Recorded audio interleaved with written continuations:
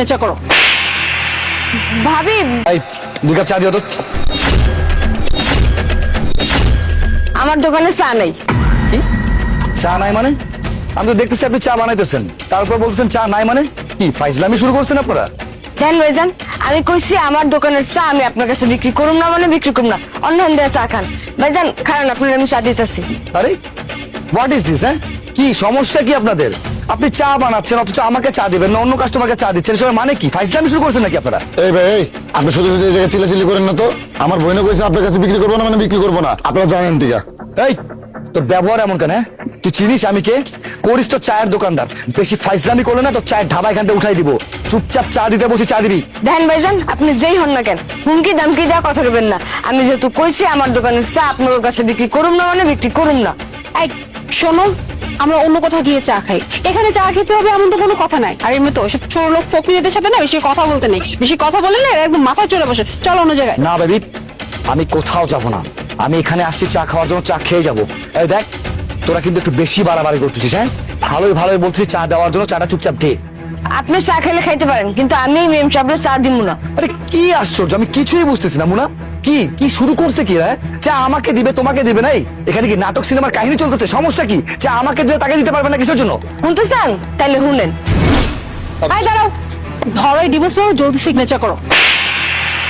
ভাবি তুমি কি করতেছো? তুমি কি পাগল হয়ে গেছো? তুমি ভাইয়ের গায়ে হাত তুললে কেন? আই চুপ, একদম চুপ। ছোট ছোটর মতো থাকবি। এত গলাবাজি করতেছিস কোন সাহসে? হ্যাঁ, ভুলে গেছিস যে আমি তোর ভাবি? তো গলার নামায় কথা বলবি। এই মোনা, কি হয়েছে তোমার? তুমি ওর সাথে এরকম ব্যবহার করতেছো কেন? ভাবি দেখো, তোমার মনে হয় কোথাও ভুল হচ্ছে। আর তুমি জানো না ভাই তোমাকে কত ভালোবাসা, তুমি ভাইকে ডিভোর্স দিবা মানে? আই রাখ তোর ভাইয়ের ভালোবাসা। তোর ভাইয়ের ভালোবাসা দিয়ে আমি কি করবো রে? হ্যাঁ, আমি তো তোর ভাইকে ভালোই বাসি না, ভালোবাসা তো দূরের কথা, আমি তোর ভাইকে সহ্যই করতে পারি না। তোর ভাইকে তুমি বিয়েই করতে চাইনি, ওইটা তো ফ্যামিলি থেকে আমাকে প্রেশারাইজড করেছিল, তাই আমি বিয়েটা করেছি। আসলে আমি তো ভালোবাসি অন্য কাউকে। আর তার থেকে বড় কথা সেটা হচ্ছে কি জানিস, আমি আসলে বিয়েটা প্রথমে করতে চাইনি, কিন্তু পরবর্তীতে যখন জানলাম যে ছেলের এরকম বাড়ি আছে, গাড়ি আছে, সয় সম্পত্তি আছে, ওকে ফাইন, বিয়ে তো করাই যায়। তো বিয়ে করার পরে ডিভোর্স নিয়ে খুব সুন্দর মতো করে সব সয় সম্পত্তি নিজের নামে করে নেব, এটাই ছিল আমার আসল প্ল্যান। এতদিন তো শুধু শুধু তোদের সাথে আমি নাটক করছি আসলে, কারণ তোদের দুইটাকে আমি একদমই সহ্য করতে পারতাম না। ভাবি তুমি এই সম্পত্তির জন্য আমার ভাইকে বিয়ে করছো? ছি ভাবি ছি, তুমি যে এতটা নিচে নামতে পারো এটা আমি কোনোদিন ভাবতেও পারি নাই। আরে তোমাকে তো আমি আমার মায়ের স্থান দিছি, জন্মের পরে মা দেখি নাই। ভাইয়া যখন তোমাকে বিয়ে করে এবারে বউ করে আনলো, আমি ভাবছিলাম যে আমার মা এই বাড়িতে ফিরে আসছে, তোমার মধ্যে আমি আমার মাকে দেখতে পাই। আর সেই তুমি আমার বড় ভাবি হয়ে আমার সাথে এরকম আচরণ করতেছো? আমার ভাইকে তুমি এতটা কষ্ট দিও না ভাবি। আর ভাবি বিয়ের পর সবসময় দেখতাম তুমি শাড়ি পরতা, শাড়ি বাদ দিয়ে এটা কি পরছো? তুমি কেমন দেখা যাইতেছো তোমারে? এই এত জ্ঞান দিতে আসিস না, ঠিক আছে? হ্যাঁ, এত জ্ঞান শোনার টাইম আমার নাই। আর হ্যাঁ, তোর ভাইকে জলদি বল সিগনেচার করে দিতে, কারণ আমার কাছে না সময় নেই, বুঝতে পারলি? আর একটা কথা, এটা আমার ভাববি না যে তোরা সিগনেচার দিবে না, মানে তোর ভাই সিগনেচার দিবে না। তোর ভাই যদি সিগনেচার না দেয় তাহলে আমার কাছে কিন্তু প্ল্যান বি রেডি আছে। কি জানিস সেটা? সেটা হচ্ছে নারী নির্যাতনের কেস। তোর ভাইয়ের নামে আর তোর নামে যদি আমি থানায় গিয়ে নারী নির্যাতনের কেস দিই, বুঝতে পারতেছিস তো তোদের কি হবে? সারাটা জীবন ওই যে জেলে 14 শিখে বসে বসে কাটিয়ে দিয়ে মরতে হবে।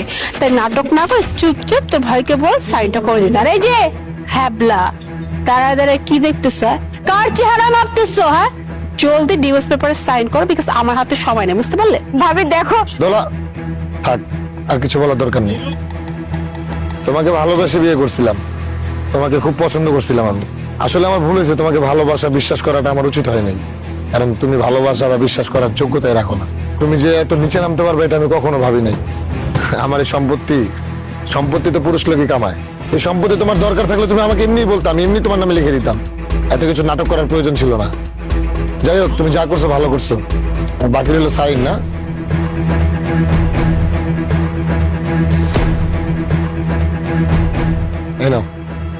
Thank you very much and now get lost. অবশ্যই চলে যাবো।